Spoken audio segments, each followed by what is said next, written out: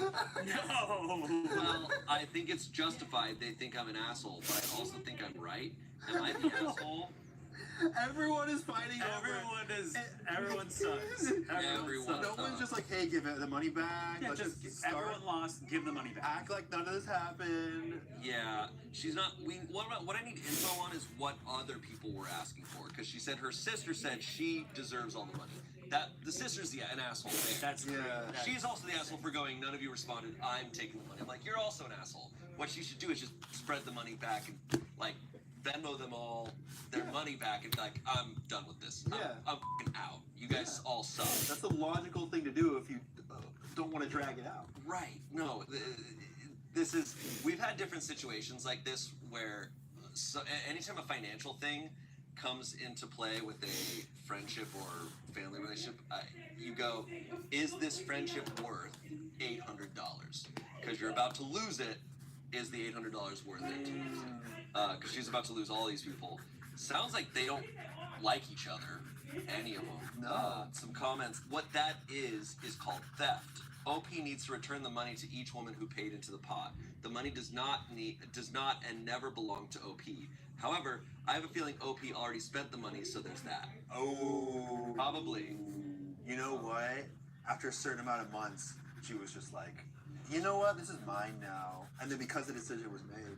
Do you think that because, was it a year? What was it, 8 months? 8 months had passed. Do you think they figured, this is like typical bonehead move, I could spend this money now, and I'll just save that money up for when I need to pay it out. That is a common mindset of stupid people. Or everyone forgot, and it's mine now. See, yeah. I would hope for that, but man, at the very, what I would have done is the first month where nobody responds, I'd have sent a group text being like, guys, are we still doing this? I have $2,800 on me. Yeah. Are you guys committed to this? Because if not, if you don't respond next month, I'm gonna Venmo you guys the money back, and we're done with this. It's also this whole thing's kind of silly to force someone who doesn't want to hold on to the money to hold on to the money and keep track of the records. When sure you want a third party to keep track of the records, but they don't need to hold the money. You could just say at the end of this, we'll send the money that we all have. Yeah, it was a messy situation from the setup. Yeah, it was a bad idea. Also to just like incentivize people to just like purely lose weight and have that as the metric for like getting healthy. Weight is not a metric of health. Yeah, it's not, and it's also works so differently per person that it's a dumb thing. And if they put on muscle, like they won't be losing as much weight as somebody else. So then they're discouraged from. I don't know what that means. Actually getting healthy. Yeah. I imagine they all like if they all like committed to it, that they're all like doing like the wrestler like fighter thing where they're like losing as much water weight as possible for weigh-in. Yeah, thank you, JJ Music Sales. I also agree. I think the metric should have been way. I don't know if that's condescending or if I'm just reading that comment wrong. Or like, I don't know. There's other better metrics of like, let's all come out with a goal. But you take a group of people, they all have very different bodies. You're gonna lose weight at such different rates, and one person's gonna have to lose 10% weight. One person's gonna have to lose 20%. Yeah, no, this was dumb in a lot of ways. Someone else said, you're the asshole, this is ridiculous, give the money back, there's no argument that it belongs to you. OP responded, hi, to be clear, I'm asking, am I the asshole? Not if the money got it right, Libby. I think it does. Whoa! Oh! You know what? Respect. Yeah, true. You know what? If you're gonna be committed to being that shitty, all right. This person is just a straight up thief. So like, I committed theft. I made it my username. I'm completely aware that I stole money, but was I an asshole about it? It's so funny that they're just like, hey, this is me. Someone said, you're the asshole. I would be willing to wager you already spent the $2,800, and that's why this is your It's brutal out here. Your username gives it away. Be prepared for them to take you to small claims court. OP responded, I have 28 $100 bills right in front of me.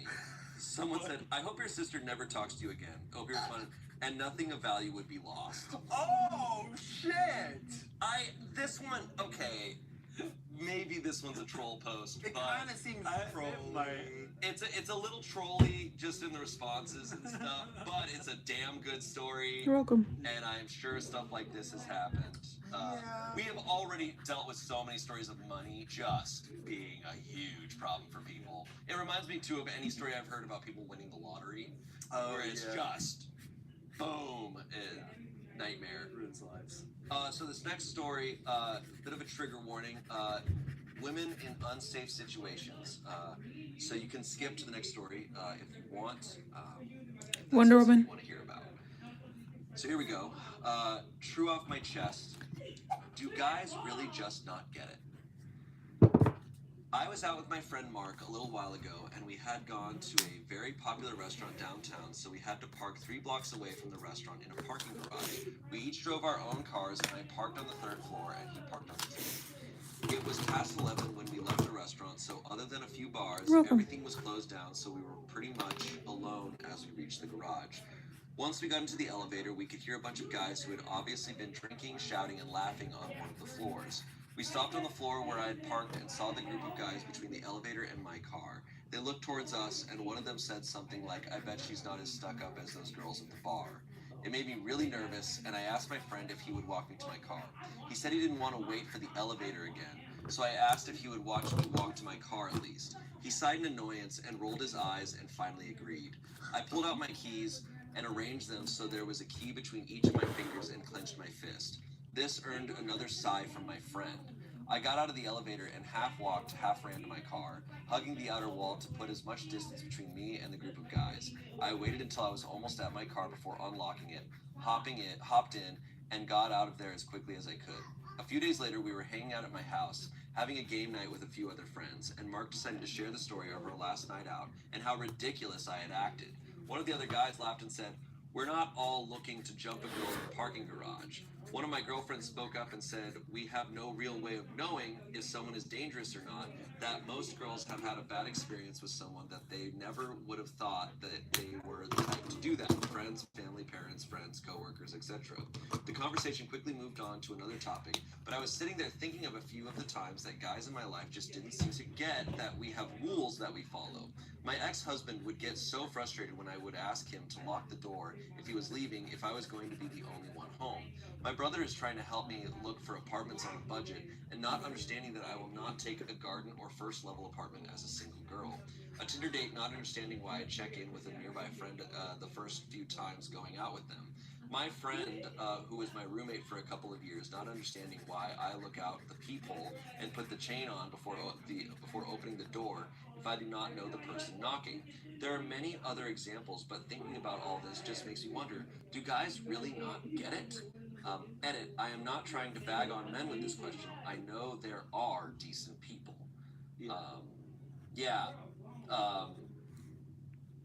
Sadly, I think a lot of guys don't. I think it's sure. I think oftentimes maybe it's like if men don't have close relationships with other women, like that aren't, maybe they're like significant other or something, like maybe that's where it comes from. I don't know, because I think if you're in enough situations where you're like listening to your friends talk about life, those stories always come up. Yeah, I mean, because I've had a lot of friends who are women since I was a teenager, and you just would hear about it constantly. For sure. I mean, just every single girl I know has stories from last week. Like it's not just like, oh, this one time 10 years ago. It's like, no, here's a constant thing that happens. I mean, if you're out anywhere and you just kind of observe, you'll see that men behave strangely around women all the time.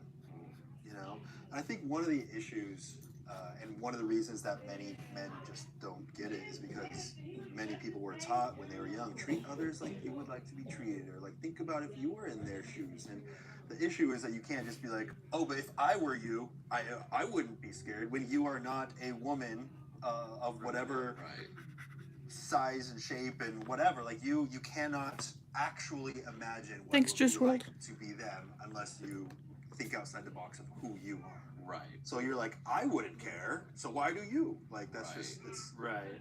Or putting yourself, like, that person putting themselves in the shoes of like being that guy in the parking garage. I mean, like, well, if I was in a parking garage with my friends, I wouldn't bother you. Yeah, that's true too. That's I'm a good guy, so those guys are probably good too. It's right. No idea, those are strangers. You hear stories all the time about f***ed up stuff happening, and you kind of just have to assume that it could happen to you.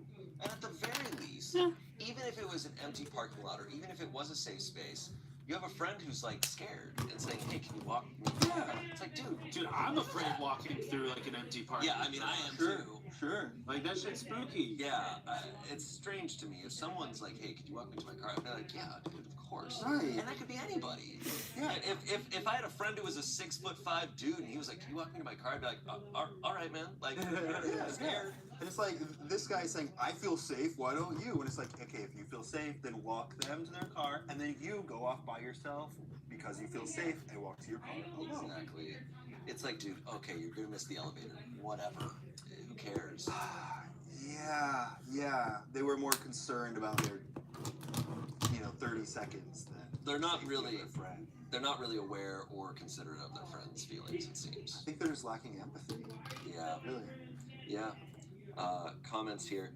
I'm a man, and everything you describe seems sensible to me. I think a lot of people, both men and women, sort of have this attitude that things happen to other people. I think it's kind of a coping mechanism so you can look out at the world and say, nope, that's stuff that happens to other people. I live in a safe world. OP responded, most women I know really do not have the privilege of thinking that way. I was SA'd when I was 9 and have taken reasonable precautions ever since and still had other things happen as I've gotten older. I know out of my girlfriends, out of probably 10 of them, 9 have been harassed or assaulted. Someone else said, my favorite comment that made everything click for me as a guy was when a woman said, imagine you as a guy walking down the street and half the people on the street are 300-pound NFL linebackers. Yeah. They also want to you. Not going to lie, that did make me feel very uncomfortable to go outside, but that's how it is. Nothing against 300-pound linebackers, just not my jam. OP responded, that's exactly a great way to explain it. I'll try to explain it to my one friend who commented when Mark told the story as he grew up pretty sheltered within the church, so he can be a bit naive, but I don't think there's any hope for Mark. Yeah, I mean, I think there might be hope. You maybe have to explain it way more simply to him. Yeah. Like, hey man, I'm scared. If I have to walk there alone, even if you're just watching me, I'm gonna be really f***ed up.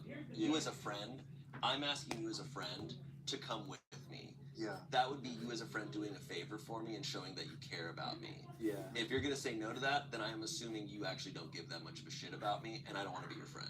I had to try to explain this actually to a relative like a few months ago because they're like an older guy and they were like, I'm just being nice, like walking on the street and like, if there's like a woman and she doesn't say hi back, and they're like, I'm just being nice, like I always say hi to everyone walking on the street, like, and I was like, yeah, but they don't know you, like they don't know who you are and what you're like capable of and what your intentions are, and there's been many instances where they could have reciprocated and then a bad thing could have happened, Right. Or they could have been harassed or whatever, and they didn't really get it, and I tried, but it's common. It's just a very self-centered point of view, unfortunately. Yeah, and once you're harassed or assaulted in any way at any point, you realize that you need to always be aware, especially if being aware was the only thing that prevented it from getting really, really bad or going further in some way or getting you killed or whatever. You are like, I need to always be aware, because if not, something really bad can happen. Right. The mindset that Mark in this story has is a privilege of not having ever experienced. Exactly. You can believe you live in a safe world if your world has always been safe. Yeah. But someone who's gone through something, they're like, well, I can't convince myself of that. Right. And I have experienced stuff. if something happens to Mark, he might, unfortunately, if that situation could be the thing that completely changes his point of view. Oh, I get it. Right. All right, moving on. Here's our last story. Ooh, it's gonna be spicy. I feel it. Okay, let's see. Am I the asshole for looking out for my new coworker by telling her that her food might be upsetting to others? Oh, I already know what this is probably gonna be. We've experienced this before. We love a good, like, okay, here we go. Is it spicy? Is it spicy food? Hold on. I, 32-year-old man, white. Okay. We already know what it is. Should we take bets on what kind of food this is? Okay, I can't. You guys can take bets though if you want. I think it's gonna be like a whole animal. Like it'll be like, Oh, that's why it's upsetting. yeah, because like Americans, we're just used to like getting like our like fillets, you know, and not seeing like parts of the animal, you know. You think so? Yeah. Unless you're the other person I know here is Damien. Well, he has ordered a whole fish. Sure. Where it's like the entire fish. Yeah, yeah. I think it's something not visual. I think it's about the scent of whatever the food. That makes sense to me. Yeah, let's see. Let's see what this 32-year-old white man can't relate. I, 32-year-old male, white, am potentially in trouble at work, but I don't really think I deserve it. My coworker, Anna, 23-ish, female, Asian, is new at our office, and she brings her own lunch on days we don't have a food truck. On Thursday, yesterday, she brought in a homemade stir-fry and used our shared microwave in the break room to do it. I was in the room when she took it out of the microwave, and it smelled heavenly. I asked her about the recipe, and she told me it was just a bunch of ingredients and spices thrown together so as to not waste any veggies that might go bad soon. When I was telling her how good it smelled, I also mentioned that some other people at the office might think it would be too smelly or ethnic, as in racist people tend to look down on ethnic things. I have read those kinds of stories on here about microaggressions when it comes to people of color and the food they bring in, and I wanted to warn her that she might not want to bring it in anymore so it doesn't happen to her. I emphasized that it smelled good to me personally though. I guess a couple of other coworkers in the room overheard our conversation because after Anna left the room, some of them sort of quietly told me how it was inappropriate for me to have said that. I told them that it's true that ethnic food gets ridiculed for smelling too strong. I'm not gonna leave her and skin that I like this. I'm gonna disagree put with white that over it. I just don't sentiment, have but a. also think she would I don't have face a less skin tone harassment if for she these didn't bring acrylic that and markers. bring in that food anymore. Bye. One of my I could other probably just use coworkers like then said my that alcohol.